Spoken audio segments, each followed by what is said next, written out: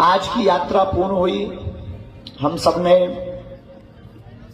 लगभग 17.5 किलोमीटर की यात्रा की आज। कल प्रातःकाल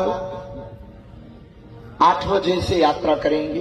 1 घंटा एक्स्ट्रा बढ़ाया गया। आप लोग थक जाते, देर रात तक जगते हैं। कुछ लोग दूरी पर रुके हैं तो वो आ पाते हैं, होटलों में कुछ लोग रुके हैं तो वो भी देरी से आ पाते हैं।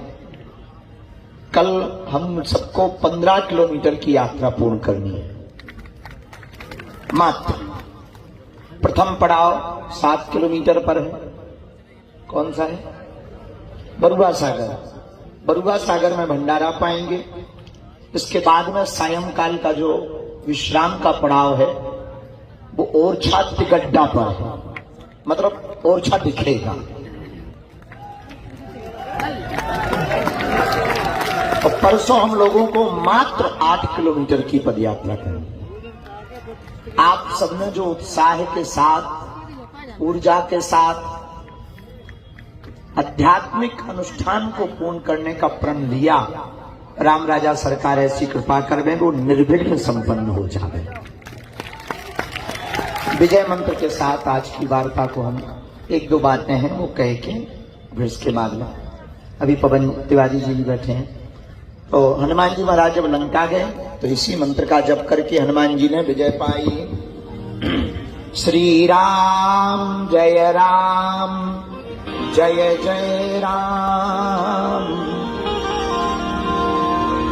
श्री राम जय राम जय जय राम।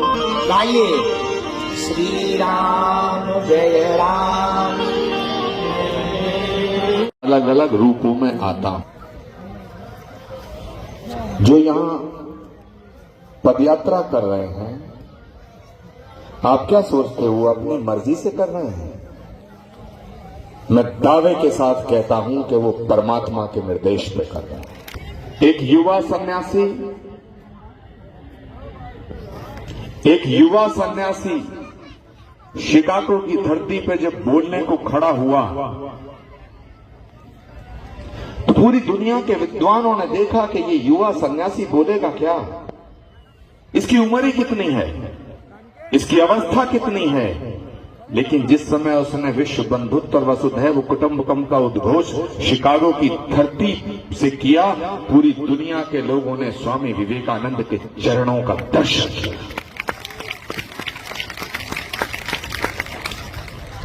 मैं आज इस मंच से कहना चाहता हूं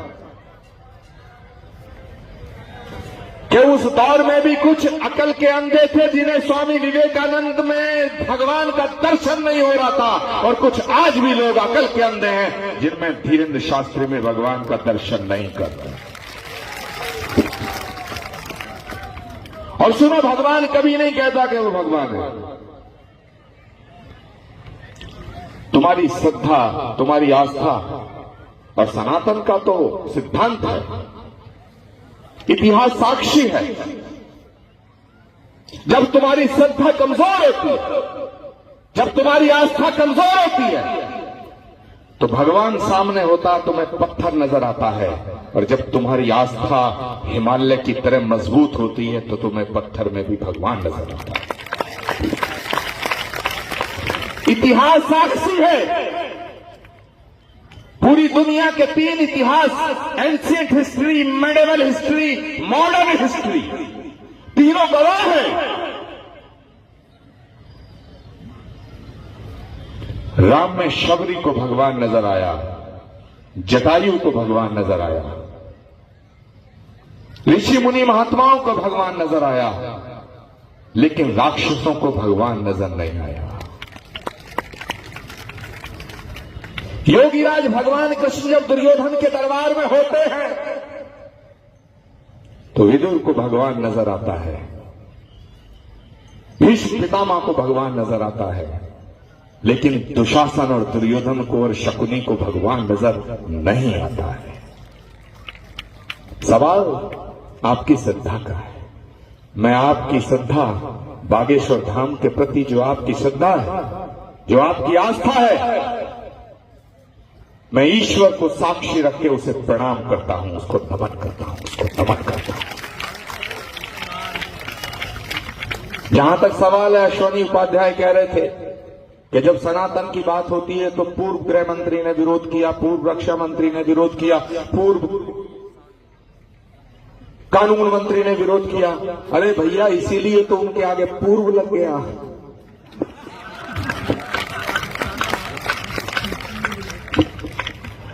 और आप गलतफहमी में मत रहना। आप सोचते होंगे कि बागेश्वर धाम सिर्फ तुम्हारे हैं, इधर के सोचते होंगे इनके हैं, इधर के सोचते होंगे इनके हैं, सामने वाले सोच रहे हैं इनके हैं, मंच वाले सोच रहे हैं, संत महात्मा सोच रहे हैं हमारे हैं। मुझे लगता है कि सारा ब्रह्मांड बागेश्वर का है और सारा बागेश्वर पूरे ब्रह्मांड का। भगवान कलयुग में श्री कल्कि के रूप में आएंगे। जहां पर भगवान का अवतार कल्कि अवतार होगा, उस स्थान पर भारत के यशस्वी प्रधानमंत्री नरेंद्र मोदी जी ने 19 फरवरी को श्री कल्कि धाम का शिलान्यास किया था। मैंने आग्रह किया था, इन्होंने कहा महाराज जी डांटेंगे, ये इनका स्वभाव है। और तुम्हें एक बात बता दूं, भगवान का स्वभाव भी बच्चे जैसा होता है। मैं हजारों किलोमीटर चल के इसलिए नहीं आया था कि मैं यहां प्रवचन दूंगा, आशीर्वचन दूंगा, भाषण दूंगा। मैं सिर्फ इसलिए आया था कि जिसके पांव के छालों ने इस धरती मां पे एक नई क्रांति कर दी है, मैं उन चरणों को देखने आया हूं।